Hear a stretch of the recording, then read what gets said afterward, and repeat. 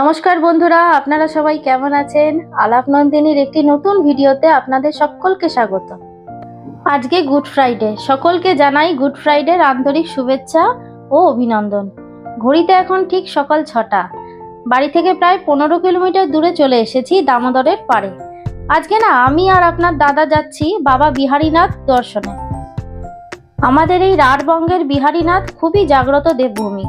সামনে দেখতে পাচ্ছেন দামোদর নদ। আমাদের এই দামোদর নদ পেরিয়েই যেতে হবে ওই পারে। আসলে আমরা যাব পশ্চিম বর্ধমান থেকে বাঁকুড়া জেলায়।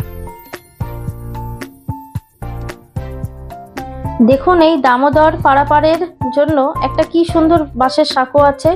কিন্তু কি জানেন, এই গরমকালের ব্যাপারটা ঠিকই আছে, কিন্তু বর্ষাকালে এই বাঁশের সাঁকো দামোদরের জলের তোড়ে কোথায় যে ভেসে যায়, তখন না এই দুই পাড়ের মানুষদের যাতায়াতের ভোগান্তি শেষ থাকে না। পড়াশুনো, চাকরি বাকরি, ব্যবসা করতে মানুষজনকে খুবই কষ্ট পেতে হয়। এখানকার মানুষজনের একটা স্থায়ী কংক্রিটের সেতুর দাবি অনেকদিন ধরেই আছে, তবে বাবা বিহারীনাথই জানেন কবে তা পূরণ হবে। যাই হোক, সকাল সকাল এরকম একটা মনোরম পরিবেশের মধ্যে দিয়ে যেতে কিন্তু বেশ ভালো লাগছে বলুন। ওই যে দূরে দেখতে পাচ্ছেন, ওটাই বিহারীনাথ পাহাড়, ছোটনাগপুর মালভূমির এক অন্যতম অলংকার।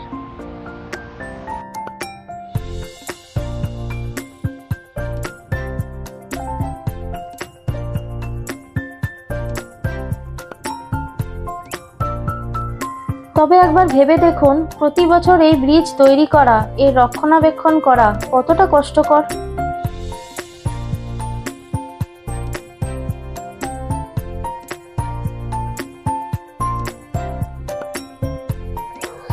আমরা ব্রিজ পেরিয়ে চলে এলাম টোলের সামনে। যাতায়াতের জন্য মোট 45 টাকা মিটিয়ে যেতে হবে। সকাল থেকে ওয়েদারটা না মোটের ওপর ঠিকই আছে, সূর্যি মামাকেও দেখা যাচ্ছে।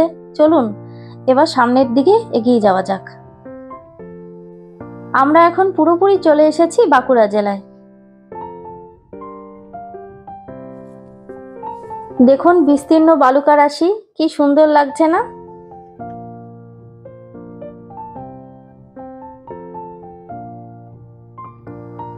সত্যি এইসব জায়গা শহরের সেই কিচিরমিচির হই হট্টগোল থেকে পুরোপুরি আলাদা। প্রাণ ভরে যেন নিঃশ্বাসটা নিতে পাচ্ছি, কি ভালো লাগছে। দেখুন দুদিকে সবুজে মোড়া, আর মাঝখান দিয়ে মেঠো রাস্তায় চলেছি, ভাবতে পাচ্ছেন কি ভালো লাগছে। কিন্তু কি জানেন, এটা কিন্তু বাঁকুড়া জেলা, আর এখন গ্রীষ্মকাল। নেহাত আজকের ওয়েদারটা একটু নরম আছে বলে, না হলে এই এপ্রিল মাসে সকাল 8টা-9টা থেকেই তাপমাত্রা 40 ডিগ্রি পেরিয়ে যায়। এখন আমরা প্রবেশ করেছি বিহারীনাথ পাহাড় যাওয়ার পথে একটা গ্রাম, নারায়ণপুর। এর আগে আমরা একটা গ্রাম পেরিয়ে এলাম, গ্রামটার নাম ভারী সুন্দর জানেন, ঈশ্বরদা।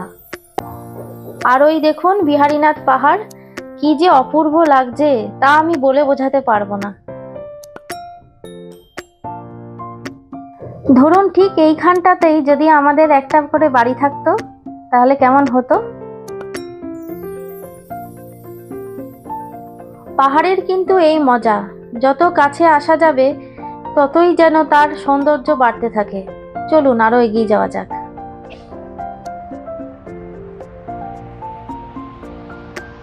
তবে কি বলুন তো, রাস্তাঘাট যদিও পিচের, কিন্তু কন্ডিশন ভালো নয়, অনেক জায়গাতেই ভেঙে গেছে, এবড়ো খেবড়ো। তাই আপনাদের দাদার গাড়ি চালাতে বেশ অসুবিধাই হচ্ছে।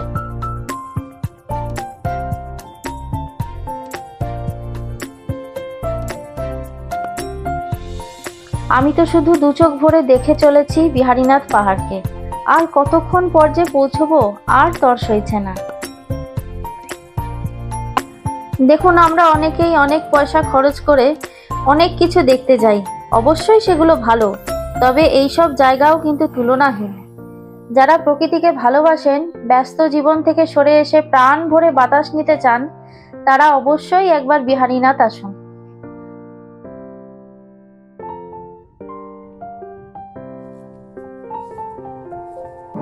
এখন খুব বেশি বেলা হয়নি তো, তাই দেখুন চারিদিকটা কি শান্ত নির্জন, বেশ ভালো লাগছে।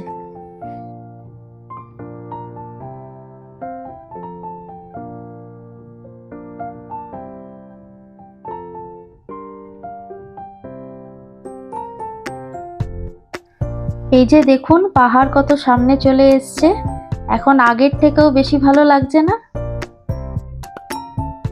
সমুদ্র আর পাহাড়ের মধ্যে আমাকে পাহাড়ই বেশি টানে, আমার পাহাড় খুব ভালো লাগে। উত্তরবঙ্গে কাঞ্চনজঙ্ঘা দর্শনের জন্য কতবার যে ছুটে গেছি, আবারও যাব। আচ্ছা, আপনাদের সমুদ্র আর পাহাড়ের মধ্যে কোনটা বেশি ভালো লাগে আমাকে জানাবেন কিন্তু।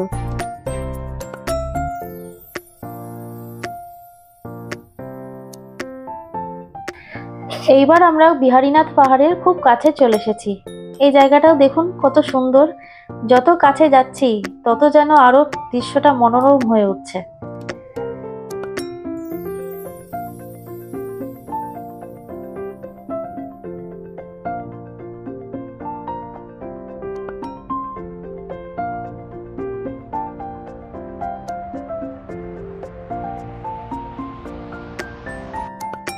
সেই যে ছোটবেলায় পড়ার বইগুলোতে বটগাছের ছবি দেখতাম, ঠিক সেই রকম বলুন।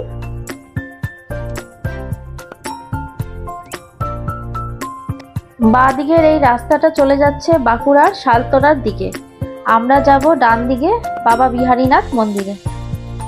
এই যে দেখুন বাবা বিহারীনাথ মন্দির। তাহলে বন্ধুরা, ভিডিওটা আজকে এই পর্যন্তই থাক। আগামীকাল আপনাদের সাথে বাবা বিহারীনাথ মন্দির দর্শন শেয়ার করব।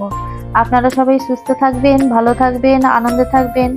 আর আমার ভিডিওগুলো যদি ভালো লেগে থাকে তাহলে একটা লাইক, শেয়ার, সাবস্ক্রাইব করে দেবেন। দেখা হচ্ছে পরের একটি নতুন ভিডিওতে। সবাই মিলে একসাথে বলি চলুন, জয় বাবা বিহারীনাথ।